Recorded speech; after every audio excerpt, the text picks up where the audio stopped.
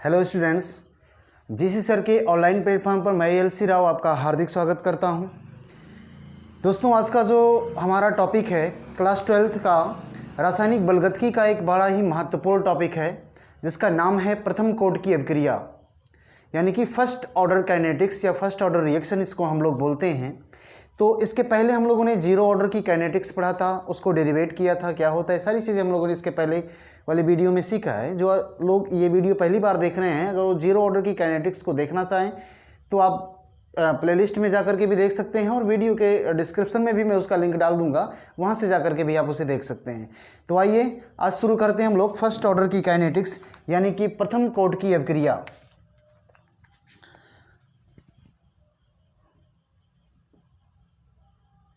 प्रथम कोटि की अभिक्रिया, फर्स्ट ऑर्डर रिएक्शन, या इसी को काइनेटिक्स बोला जाता है।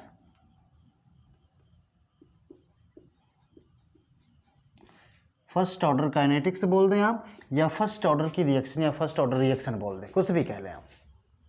क्या होता है फर्स्ट ऑर्डर की काइनेटिक्स, प्रथम कोटि की अभिक्रिया? अगर इसको एक स्टेटमेंट के रूप में, एक थ्योरी के रूप में हम लोगों को कहना हो तो किस तरीके से कहेंगे? यानी वह अभिक्रिया जिसमें अभिक्रिया की दर अभिकारक की सांद्रता के एक घात के ऊपर यानी निर्भर करता हो, या हम इस तरीके से रिप्रेजेंट कर सकते हैं कि अभिक्रिया की जो दर होती है अभिकारक की सांद्रता के एक घात के अनुक्रमानुपाती होती है। तो ऐसी अभिक्रिया क्या कहलाती है? प्रथम कोटि की अभिक्रिया कहलाती है। अगर इसको लिखना चाहें तो हम लोग लिख सकते हैं कि वह अभिक्रिया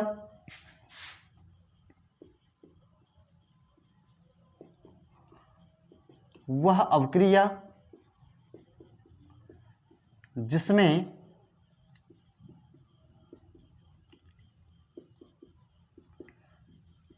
अभिक्रिया की दर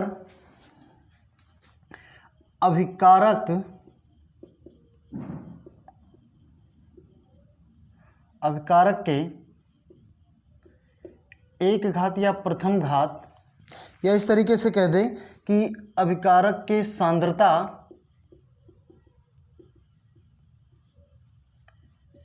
एक घात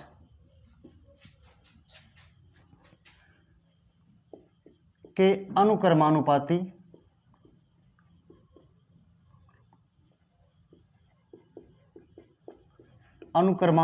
होती है, वह अभिक्रिया या ऐसी अभिक्रिया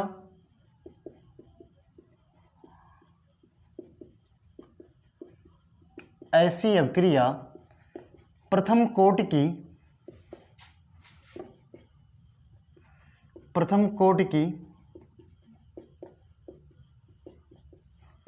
अभिक्रिया कहलाती है। प्रथम कोटि की अभिक्रिया कहलाती है, यानी कोई भी अभिक्रिया है अगर उसकी दर अभिकारक की सांद्रता के एक घात के अनुक्रमानुपाती है तो ऐसी अभिक्रिया क्या कहलाती है? प्रथम कोटि की अभिक्रिया कहलाती है। जैसे देखो यहाँ पे अगर इसे लिखना चाहे, जैसे मान लिया जाए कोई अभिक्रिया है जो ए से प्रोडक्ट क्या हो रहा है? बन रहा है।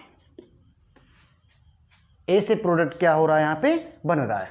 तो देखो यहाँ पे, तो जब t बराबर 0 है तो ए के A0 मोल है, प्रोडक्ट हमारा क्या है? 0 है। लेकिन t = t टाइम पर जो अभिकारक है वह A बचा, उसकी सांद्रता A बची, तो प्रोडक्ट कितना बना होगा? A माइनस किसके? A0 माइनस किसके? A के। हालांकि इसकी ज़रूरत आपको अभी नहीं पड़ेगी, आगे चल करके जब हम लोग इंटीग्रेटेड रेट लॉ पढ़ते हैं तो वहाँ पड़ती है। खैर यहाँ भी आप जानते रहिए। तो जो अभिक्रिया की जो दर है, रेट ऑफ जो रिएक्शन है, यानी कि रेट ऑफ जो रिएक्शन है, इसे ROR से रिप्रेजेंट किया जाता है, या हम लोग इसे जनरली कैपिटल R से या स्मॉल r से कर देते हैं। यह प्रोपोर्शनल होगा किसके? Concentration of A to the power किसके? 1 के। Concentration of A to the power किसके हो जाएगा? ये 1 के हो जाएगा। अब यहाँ पर देखो, concentration of A to the power 1 है, किसके प्रोपोर्शनल है? R के। लेकिन यही जब हम लोग जीरो ऑर्डर की काइनेटिक्स पढ़ रहे थे तो आर डायरेक्टली प्रोपोर्शनल किसके था, के था, या आर इज इक्वल टू के था, वहाँ पर कॉन्सेंट्रेशन का टर्म जीरो था, है ना। यानी जो जीरो ऑर्डर की काइनेटिक्स है वह अभिकारक की सांद्रता पर निर्भर नहीं कर रही थी, जबकि किस पर निर्भर कर रही थी, कांस्टेंट पर निर्भर कर रही थी। लेकिन यहाँ पर अभिकारक की जो दर है वह अभिक्रिया की जो दर है वह अभिकारक की सांद्रता पर निर्भर करेगी। इस कंडीशन में हम लोग R इज इक्वल टू लिखते हैं K into concentration of A to the power किसके, 1 के। यानी अगर R की वैल्यू बढ़ेगी तो K यानी कौन से अभिकारक का भी मान क्या होगा, बढ़े। अभिकारक जितना ज़्यादा होगा आर का मान उतना ही क्या होगा, ज़्यादा होगा। अभिकारक जितना ज़्यादा आर का मान क्या होगा, उतना अधिक होगा। इस कंडीशन में अगर हम लोग ग्राफ प्लॉट करना चाहें इसके लिए तो ग्राफ यहाँ पर हम लोग की देखें, यहाँ पर देख लेते हैं। जैसे ये है एक्स एक्सिस और ये क्या है, इसका वाई एक्सिस है। यहाँ पर हमने रिप्रेजेंट कर दिया किसको, अभिकारक की सांद्रता को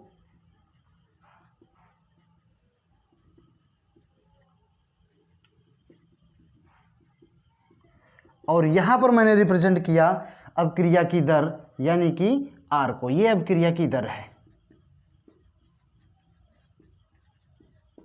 अभिक्रिया की दर और अभिकारक की सांद्रता के बीच में अगर हम लोग ग्राफ खींचें तो चूंकि दोनों एक दूसरे के प्रोपोर्शनल है तो अपने को ये ओरिजिन है तो एक सीधा स्लोप मिलता है।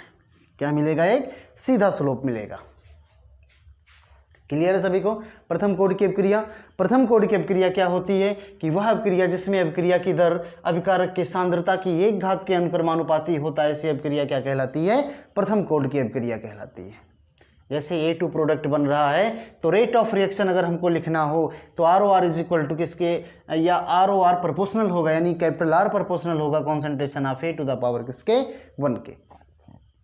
ठीक है, या R इज इक्वल टू, जब प्रोपोर्शनैलिटी की साइन हटेगी तो कांस्टेंट आएगा K और R इज इक्वल टू आएगा K into concentration of A to the power किसके, 1 के होगा। तो ये प्रथम कोड की अभिक्रिया का एक छोटा सा डेमो है। इसके आगे हम लोग देखते हैं इंटीग्रेटेड रेट लॉ कैसे फाइंड किया जाता है। तो एक बार से आप इसका फटाफट से स्क्रीनशॉट लो, फिर हम लोग आगे बढ़ते हैं और देखते हैं इंटीग्रेटेड रेट लॉ। ले लिया सबने, मिटा दें, देखो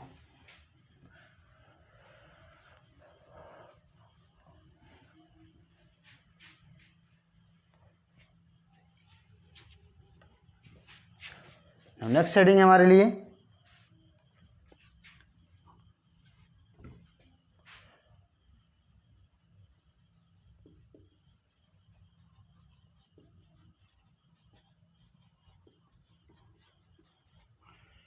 इंटीग्रेटेड रेट लॉ है, यानी कि समाकलित दर है। ये हमने जीरो ऑर्डर की काइनेटिक्स में देखा था, यहाँ भी देखेंगे, है ना। ये फर्स्ट ऑर्डर की काइनेटिक्स जो होती है IIT JEE और 12th के बोर्ड एग्जामिनेशन के पॉइंट ऑफ व्यू से बहुत ही इंपॉर्टेंट होती है। अब जितने भी क्वेश्चंस देखोगे बोर्ड एग्जाम में या किसी भी नीट में या JEE में, इसी पर बेस्ड होते हैं। जीरो ऑर्डर की काइनेटिक्स बहुत कम पूछी जाती है, लगभग 90% क्वेश्चन फर्स्ट ऑर्डर की काइनेटिक्स से ही पूछे जाते हैं। तो ये बहुत ही इंपॉर्टेंट टॉपिक होता है, बिल्कुल शुरू से लेकर के लास्ट तक देखेंगे हम लोग। उसके बाद क्वेश्चन फटाफट बनने इसके क्या हो जाते हैं, शुरू हो जाते हैं। आसान सा लगने लगता है जब सारी चीज़ें हमको, सारी कॉन्सेप्ट अपने को क्लियर हो जाते हैं। तो देखते हैं इंटीग्रेटेड रेट लॉ क्या होता है इसका। जैसे मान लिया जाए कोई अभिक्रिया है जो A से प्रोडक्ट को क्या कर रही है, बना रही है। किसी अभिक्रिया में A2 प्रोडक्ट क्या हो रहा है, बन रहा है। जब T इज इक्वल टू 0 है, दिखाई दे रहा है आपको, हाँ, जब T इज इक्वल टू 0 है तो A के A0 मोल है, उस कंडीशन में प्रोडक्ट क्या होगा, 0 होगा। उस समय प्रोडक्ट क्या होगा, हमारे पास 0 होगा। लेकिन क्योंकि जब टाइम ही नहीं है तो प्रोडक्ट नहीं होगा। लेकिन T टाइम बाद A की जो सांद्रता है, अभिकारक की सांद्रता A बचती है, तो प्रोडक्ट कितना बनेगा, A0 माइनस किसके, A के। A0 माइनस किसके बचेगा, A के। क्लियर है सभी को, A0 माइनस A के। क्लियर है सभी को।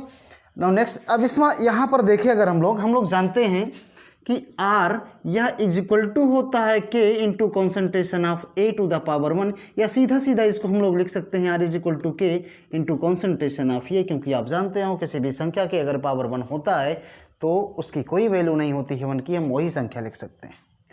और यहाँ पर एक और रेटला हम लोग लिखते हैं r इज इक्वल टू, इसका कोफिशिएंट 1 है और चूंकि यह रिएक्टेंट है समय के साथ डिक्रीज होगा तो -1/1 dA अपान किसके हो जाएगा dt, यानी ये की जो सांद्रता है वह समय के साथ साथ क्या हो रही है, कम हो रही है। अब देखो यहाँ पर जो अगर लेफ्ट साइड हमारा बराबर है, बायां पक्ष अगर बराबर है तो दायां पक्ष हम लोग क्या कर सकते हैं, बराबर कर सकते हैं। क्या लिखेंगे यहाँ पे हम लोग लिख सकते हैं कि -1/1 dA अपान dt, यह इज इक्वल टू आएगा किसके, के कॉन्सेंट्रेशन ऑफ किसके 1 के। इसको मैं क्या लिख सकते हैं, -dA अपान dt, ये इज इक्वल टू आएगा के इंटू कॉन्सेंट्रेशन ऑफ किसके 1 के। अब माइनस साइन को अगर इधर भेज दें हम लोग तो अपने को क्या मिलेगा, अपने को मिलेगा dA अपान dt, यह इज इक्वल टू आएगा माइनस के कॉन्सेंट्रेशन ऑफ किसके 1 के आएगा, कॉन्सेंट्रेशन ऑफ 1 के। अगर a को मैं इधर ले आऊं, dt को उधर भेज दूं तो अपने को क्या मिल जाएगा कि dA upon a is equal to आएगा माइनस के dt के। क्या यहाँ तक कोई दिक्कत किसी को, कोई problem? dA upon a is equal to क्या मिला अपने को, माइनस के dt मिला। अब दोनों पक्षों का हम लोग क्या कर दें, समाकलन कर दें, दोनों पक्षों का समाकलन कर दें, दोनों पक्षों का समाकलन करने पर, दोनों पक्षों का क्या करने पर, समाकलन करने पर, यानी integration of dA upon a ये इज इक्वल टू आएगा integration of minus K dt के। ठीक है, माइनस के कांस्टेंट है बाहर होगा, लिमिट अगर पुट करना चाहें तो आप कर सकते हैं, चलो बाद में कर देते हैं इसे। dA अपान a ये इज इक्वल टू आएगा माइनस के बाहर और यह किसके हो जाएगा, dt के। क्या होगा ये, dt के। अब यहाँ पर चूंकि टाइम है, टाइम 0 से जा रहा है कहाँ तक, t, और जब टाइम 0 है तो अभिकारक a की सांद्रता a0 है, लेकिन t टाइम बाद अभिकारक की सांद्रता कितनी होती है, a होती है। यहाँ तक क्लियर है सभी को? अब यहाँ पर इंटीग्रेशन अगर इसको इंटीग्रेट करें, इसका समाकलन करें तो d अपान ये को ln लेकर के लगा लें, अगर हम लोग ln x कर लें या ln a कर लें, या हम लोग इसको सीधा सीधा लिख दें, क्या इसको हम लोग सीधा सीधा लिख दें कि log e a की लिमिट कहाँ से, a0 से लेकर के a तक, और ये is equal to minus K, और t की लिमिट कहाँ से कहाँ तक, 0 से लेकर के t तक आएगी। क्या यहाँ तक किसी को कोई प्रॉब्लम है? क्लियर है सभी को? अब यहाँ पर देखो क्या हो जाएगा, ये यहाँ मैं लिख दूँ, दिखाई देगा आपको, हाँ, इसको मैं लिख सकता हूँ log e, और ये हो जाएगा आपका a माइनस log e, और ये हो जाएगा a0, बेस में e है, ठीक है, log a और ये log a0, a is equal to आएगा माइनस के, और यहाँ पर t माइनस किसके होगा, 0 के होगा, t माइनस 0 के।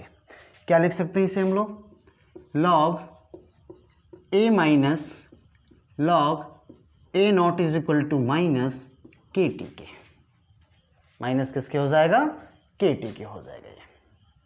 अब चूंकि देखो यहाँ पर log ex को अगर हम लोग उसको एक्सपेंस करें, थोड़ा सा उसका देखें तो उसे हम लोग क्या लिख सकते हैं, चूंकि log ex ये बराबर होता है 2.303 log e को 10 में जब चेंज करते हैं log 10x के, ये आप जानते हैं, ठीक है। अगर बेस में e हो, e को 10 में चेंज करना हो तो हम लोग क्या लिखते हैं, 2.303 log 10x लिखते हैं। क्लियर है सभी को? ठीक उसी तरीके से इसको हम लोग क्या लिख सकते हैं, इसको हम लोग लिख सकते हैं कि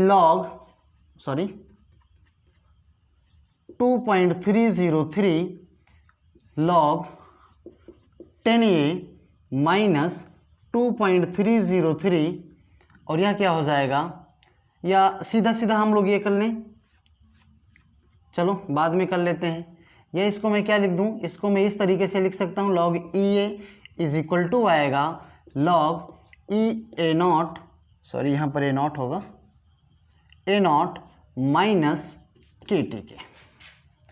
अब यहाँ पर x को हम लोग अगर 10 में चेंज करें तो अब हम लोग लिख सकते हैं क्या, log A की वैल्यू 2.303 log 10A, और ये इज इक्वल टू आएगा 2.303 log 10A0 माइनस KT के। दिखाई दे रहा है आपको, हाँ थोड़ा दिखाई दे रहा है आपको, माइनस log माइनस किसके हो जाएगा, ये KT के हो जाएगा।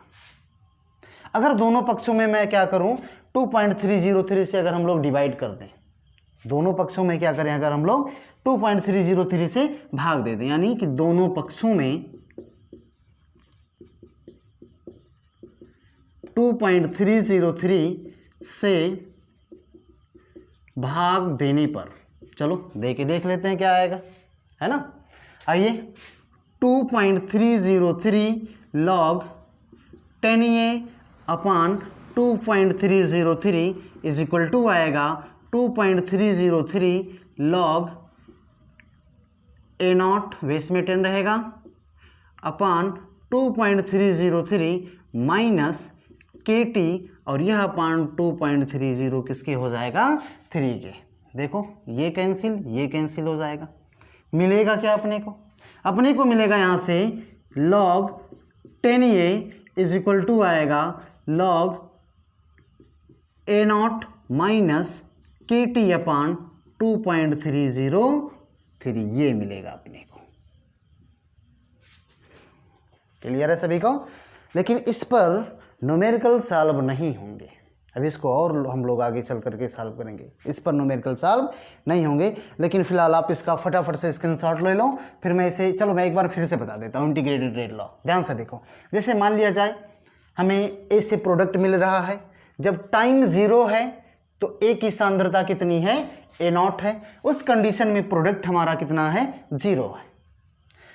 टी टाइम बाद ए की सांद्रता बचती है ए, तो प्रोडक्ट कितना बचेगा, कितना बनेगा, A0 माइनस किसके, ए के। आर बराबर किसके होता है, इसके पहले हम लोगों ने देखा R is equal to K into concentration of A to the power किसके, 1 के, या R is equal to K into concentration of A, सीधा सीधा लिख सकते हैं हम लोग। एक और R फाइंड करते हैं हम लोग, अब क्रिया की दर को फाइंड करते हैं, R इज इक्वल टू किसके, इसके कोफिशिएंट को माइनस, अभिकारक के कोफिशिएंट को माइनस साइन के साथ, और प्रोडक्ट के कोफिशिएंट को हम लोग प्लस साइन के साथ शो करते हैं। यहाँ पर R इज इक्वल टू होगा -1/1 dA अपन किसके, dt के, यानी अगर ये बराबर है तो ये दोनों भी आपस में क्या होगा, बराबर होगा, तो -1/1 dA upon dt is equal to K concentration of ये के, माइनस इसको क्या लिख सकते हैं हम लोग, minus dA upon dt is equal to K concentration of किसके, 1 के। सीधा सीधा हमने यहाँ पर माइनस साइन को इधर भेजा, तो dA upon dt is equal to minus K concentration of किसके, ए के। ए को इधर ले आया, dt को उधर भेजा, तो dA upon A is equal to minus K dt के। दोनों पक्षों का समाकलन कर लिया जाए, तो integration of dA upon A is equal to integration of minus K dt, minus K constant है चूंकि बाहर चला आएगा, तो dA upon A is equal to minus K integration of dt। Limit अगर पुट कर दें हम लोग, तो टाइम जो है ये 0 जब है तो ए की सांद्रता यानी अभिकारक की सांद्रता A0 है, लेकिन जब टाइम t होए यानी कि कुछ समय बाद अभिकारक की सांद्रता कितनी हो जाती है, a हो जाती है। आप जानते हैं इंटीग्रेशन ऑफ dA अपान ए, यानी ये का a के सापेक्ष जो समाकलन होता है वो आएगा log EA, या ln ले करके लगा दे, कुछ भी करके लगाओ आप, ठीक है। log EA कौन लिमिट पुट करें, A0 से लेकर के a तक is equal to minus T, minus K into T, limit देखें यहाँ पर 0 से लेकर के t तक। log EA को मैं क्या लिख सकता हूँ, log EA माइनस किसके, log A0 के, ये is equal to minus K, T minus किसके आएगा, 0 के, log A minus log A0 is equal to minus K T के। यानी अगर यहाँ पर देखो हम लोग log A0 को उधर भेज दें तो log EA बराबर आएगा log A0 minus K T के, जो कि log EX को अगर 10 में ई को 10 में चेंज करते हैं तो वैल्यू आती है 2.303 लॉग यक्स बेस में 10 आएगा। ठीक उसी तरीके से इसको देखें हम लोग 2.303 log A base 10 is equal to 2.303 log A not base 10 minus K T के दोनों पक्षों में 2.303 से हमने भाग दिया तो अपने को वैल्यू मिला 2.303 लॉग ए बेस 10 अपान 2.3 दोनों पक्षों में सब सारी चीज़ें भाग देंगे तो इससे ये कैंसिल, इससे ये कैंसिल, फाइनली अपने को मिलेगा log A base 10 is equal to log A not base 10 minus K T upon 2.303 के। ये है पूरा का पूरा इसका डेरिवेशन है। अभी इस पर न्यूमेरिकल सॉल्व नहीं होगा, कैसे होगा आगे चल करके देखते हैं हम लोग, लेकिन उसके पहले आप इसका फटाफट से क्या ले लो, स्क्रीनशॉट ले लो। आइए देखते हैं।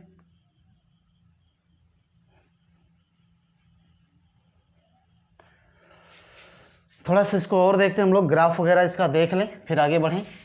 चलो देखो इसका ग्राफ देखते हैं हम लोग। जैसे देखो कि इसको क्या लिखा जा सकता है कि log A is equal to आएगा माइनस के टी को अगर मैं बाहर कर दूं के टी अपान 2.303 और यह प्लस हो जाएगा लॉग किसके, ए नॉट के। क्लियर है? यानी देखें यहाँ पर y is equal to M X plus किसके, c के। y पर अभिकारक की सांद्रता है, x एक्सिस पर टाइम है, ये x एक्सिस है और ये क्या है, ये y एक्सिस है। x एक्सिस पे डिनोट किया हमने किसको, टाइम को, जो कि x एक्सिस पे टाइम है, और यहाँ पर हमने डिनोट किया किसको, यानी कि अभिकारक की सांद्रता, या सीधा सीधा लिख दें लॉग ए को। ठीक है? अब यहाँ पर देखो m की वैल्यू है माइनस की, यानी कि जो स्लोप मिलेगा अपने को वो माइनस जब है स्लोप तो ये इधर जाएगा, अगर पॉजिटिव होता तो इधर जाता। ठीक है? तो जो स्लोप मिला ये थीटा है, यानी कि जो स्लोप आएगा ये आएगा टेन थीटा के बराबर, और यही बराबर किसके है, माइनस के अपान 2.303 के। जैसे मान लिया जाए अगर हमें थीटा की वैल्यू मिल जाए तो हमें के की वैल्यू आसानी से क्या हो सकती है, ज्ञात हो सकती है। ठीक है? तो इस तरीके से इंटीग्रेटेड रेट लॉ फाइंड करते हैं। इसका जो दूसरा रूप है जिस पर हमें न्यूमेरिकल लगाना है, कैसे आएगा उसको समझने से पहले फटाफट से आप इसका स्क्रीनशॉट लो, फिर उसके बाद में हम लोग देखते हैं कि जो न्यूमेरिकल जिस पर लगता है वो फॉर्मूला कैसे डिराइव किया जाता है, सारी चीज़ें देखेंगे। लेकिन उसके पहले आप इसका फटाफट से स्क्रीनशॉट ले लो। आइए देखते हैं।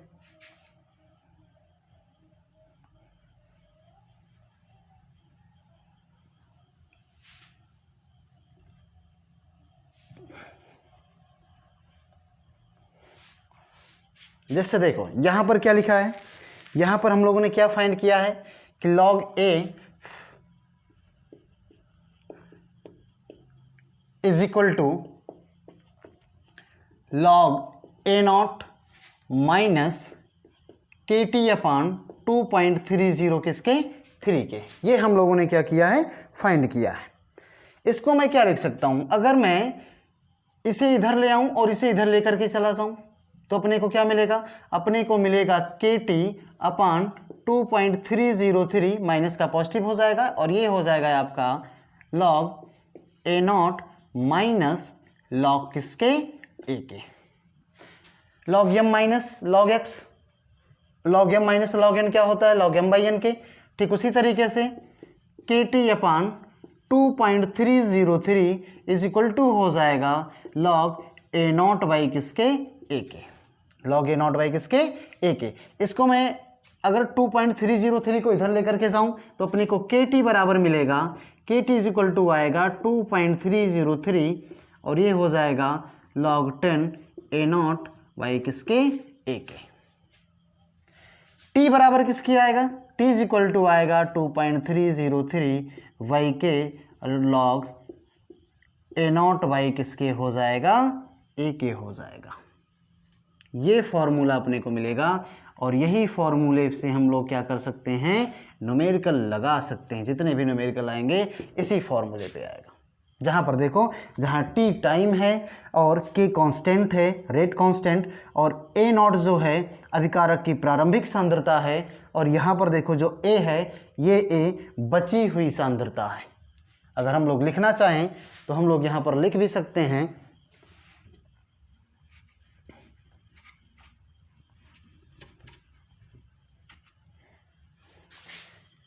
क्या लिख सकते हैं हम लोग यहाँ पे कि जो ए नॉट है या अभिकारक की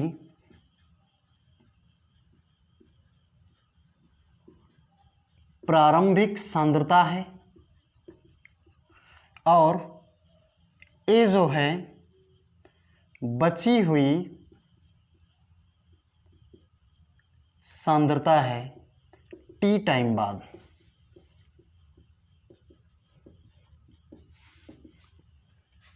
क्लियर है सभी को? तो ये फॉर्मूला अपने को मिलेगा जिससे सारे के सारे न्यूमेरिकल क्या हो जाएंगे, सॉल्व हो जाएंगे। क्लियर है सभी को?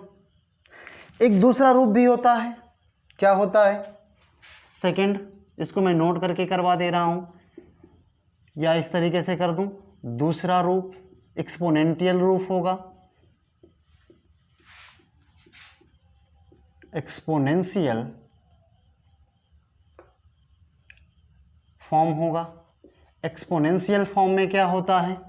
अब चूंकि हम लोगों ने क्या फाइंड किया था, हम लोगों ने फाइंड किया था log a और ये इज इक्वल टू था log a नॉट माइनस किसके, के टी के, log a not minus K T के। यहाँ पर देखो अगर इसे हम लोग इधर ले आए तो अपने को क्या मिल जाएगा, log a minus log a not और ये is equal to minus K T के। इसको मैं क्या लिख सकता हूँ, log e a अपान किसके आएगा, ये ए नॉट के, और यह इज इक्वल टू माइनस किसके, के टी के। ए नॉट को अगर मैं उधर भेज दूँ तो अपने को मिल जाएगा log e a और ये इज इक्वल टू आएगा ए नॉट और ये हाँ इंटू, ये इस तरीके से मैं कर दूं, अगर मैं उसको इधर भेजता हूं तो ये हो जाएगा हाँ ये नॉट इंटू किसके आएगा, के टी के। चूंकि log a है यहाँ पे, log e और a अपान किसके हैं यहाँ पे, ए नॉट के है, तो इसको मैं अगर इधर भेजता हूँ तो सीधा सीधा अगर मैं इसको इधर यहाँ पे लिख दूँ a अपान ए नॉट, तो ये इज इक्वल टू आ जाएगा किसके, e to the power minus K T के। ये एक्सपोनेंशियल फॉर्म होगा इसका। और यहाँ पर देखो, सॉरी गंदा हो गया थोड़ा सा, मैं इसके बढ़िया से इरेज कर दूं फिर आपको बताता हूँ। देखिए अगर ए नॉट को इधर भेजें तो ए इज इक्वल टू आएगा A naught into E to the power minus किसके, के टी के। यह होगा एक्सपोनेंशियल फॉर्म होगा। क्लियर है? एक फॉर्म इसका ये मिल जाएगा आपको, एक्सपोनेंशियल फॉर्म। ठीक है, लेकिन न्यूमेरिकल जो आपको लगाने हैं इसी पे लगाने हैं, ये मेन फॉर्मूला होगा हमारे लिए। तो एक बार से आप इसका फटाफट से स्क्रीनशॉट लो, फिर एक्सपोनेंशियल फॉर्म के लिए अगर ग्राफ देखना चाहें तो हम लोग ग्राफ देख सकते हैं। चलो यहीं पर देख लेते हैं कि जो ग्राफ बनेगा कैसा बनेगा, एक्स एक्सिस और ये क्या है, वाई एक्सिस है। सपोज करो कि जब t बराबर क्या है, 0 है, तो a की सांद्रता जो होगी वह ए नॉट होगी। अगर t बराबर किसके हो, t बराबर अगर हो जाए इन्फिनाइट के, है ना, अगर यहाँ पर t बराबर इन्फिनाइट के हो तो लगभग a की जो सांद्रता आएगी लगभग 0 के बराबर होगी, एग्जैक्ट 0 नहीं होगी। ठीक है, एक्स एक्सिस पे हमने टाइम को रिप्रेजेंट किया और यहाँ पर हमने सांद्रता को रिप्रेजेंट कर दिया, तो जो ग्राफ मिलता है वो मिलता है अपने को इस तरीके से। यहाँ पर मिलेगा नहीं, ये इन्फिनाइट तक जाएगा इस तरीके से। यानी ये जो ग्राफ है a is equal to A not और ये e माइनस के टी का ग्राफ है, ये स्लोप मिलेगा जो। ठीक है, तो ग्राफ भी कभी कभी पूछ लेता है, तो सारी चीज़ें मैंने आपको बता दिया, लेकिन ये फॉर्मूला इंपॉर्टेंट है, इस फॉर्मूले को आप ज़रूर याद रखेंगे। ये t इज इक्वल टू 2.303 अपान के log 10 ए नॉट बाई किसके, a के। ठीक है, तो ये रहा इंटीग्रेटेड रेट लॉ किसके लिए, फर्स्ट ऑर्डर की काइनेटिक के लिए। नेक्स्ट जो टॉपिक है हाफ लाइफ टाइम होगा किसके लिए, इसी के लिए, फर्स्ट ऑर्डर की काइनेटिक्स के लिए। तो कैसे निकालेंगे सारी चीज़ें हम लोग देखेंगे, लेकिन उसके पहले आप लोग फटाफट से इसका क्या कर लो, स्क्रीनशॉट ले लो। मिटा दें, ले लिया सबने, चलो देखो।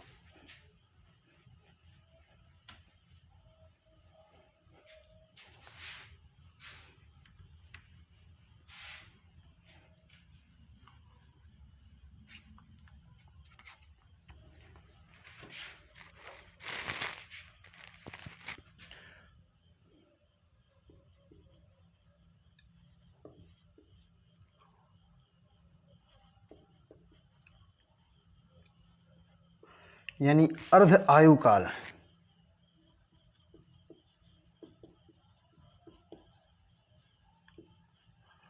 क्या है ये, अर्ध आयु काल किसके लिए, फर्स्ट ऑर्डर की काइनेटिक के लिए अर्ध आयु काल। जैसे मान लिया जाए अर्ध आयु काल क्या है कि वह समय है, अर्ध आयु काल एक समय है, यानी उस समय में कोई भी अभिकारक अपनी प्रारंभिक सांद्रता का आधा रह जाए, यानी 50% प्रोडक्ट बन जाए और 50% क्या रहे, आपका रिएक्टेंट रहे, अभिकारक रहे। 50% अभिकारक क्या हो जाए, जितने समय में ख़त्म हो जाए, तो वह जो समय होगा, ख़त्म होने में लगा जो समय होगा, वह समय क्या कहलाएगा, उसके लिए अर्धायु काल कहलाएगा। कैसे निकालेंगे देखते हैं हम लोग। जैसे यहाँ पर है, जैसे मान लेते हैं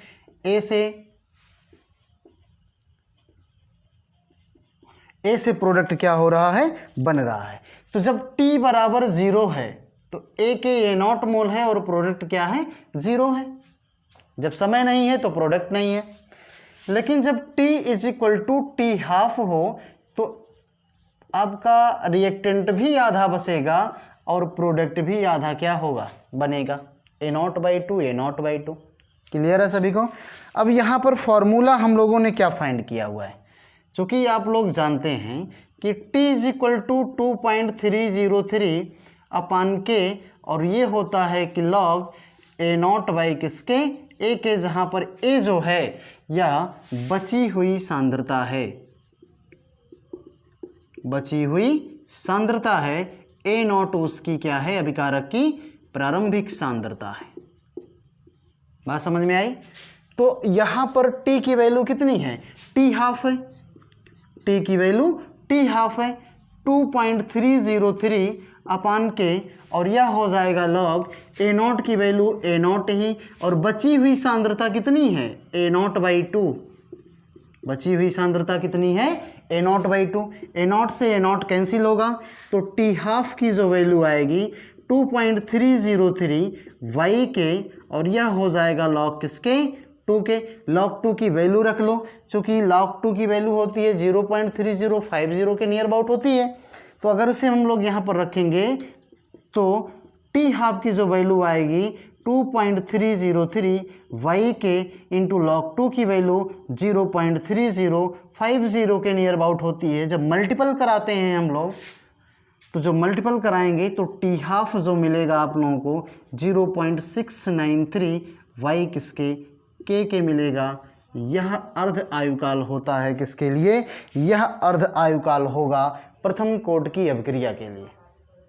यह अर्ध आयुकाल किसके लिए हो जाएगा, प्रथम कोट की अभिक्रिया के लिए।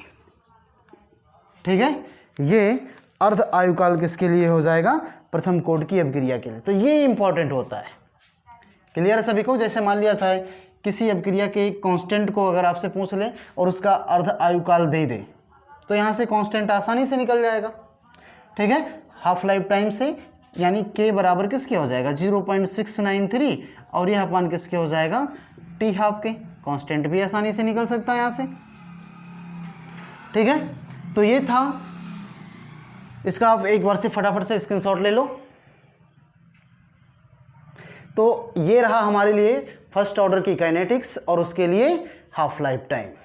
ठीक है, हाँ, इसके लिए अगर फर्स्ट ऑर्डर की काइनेटिक्स के लिए हम लोग देखें तो फर्स्ट ऑर्डर की काइनेटिक्स यानी प्रथम कोट की जो अभिक्रिया होती है वह इन्फिनाइट तक चलती है, यानी कि जो रिएक्टेंट होता है वह कभी भी ख़त्म, पूर्ण रूप से ख़त्म नहीं होगा। ठीक है, लेकिन जीरो ऑर्डर की काइनेटिक्स के लिए देखें तो जीरो ऑर्डर की काइनेटिक्स के लिए जो होता है क्या, हमारे पास अभिकारक वह जीरो होता है, ख़त्म होता है वो। क्या इतनी चीज़ें क्लियर है सभी को? तो इस तरीके से अगर आपसे सवाल पूछ ले कि वह कौन सी अभिक्रिया है जिसके लिए प्रोडक्ट जो होता है जो रिएक्टेंट होता है वह कभी भी ज़ीरो नहीं होता, तो जवाब होगा आपके लिए किसके, कौन सा जवाब हो जाएगा आपके लिए? फर्स्ट ऑर्डर की काइनेटिक के लिए। तो आज का सेशन दोस्तों यहीं पर हम लोग समाप्त करते हैं। कैसा लगा आप मुझे लाइक शेयर कमेंट करके बताएंगे, और अगर आप मेरे चैनल पर नए हैं तो चैनल को सब्सक्राइब भी ज़रूर करेंगे। कल फिर मिलते हैं दोस्तों एक नए टॉपिक के साथ, एक इम्पॉर्टेंट टॉपिक के साथ। तब तक के लिए दोस्तों गुड बाय।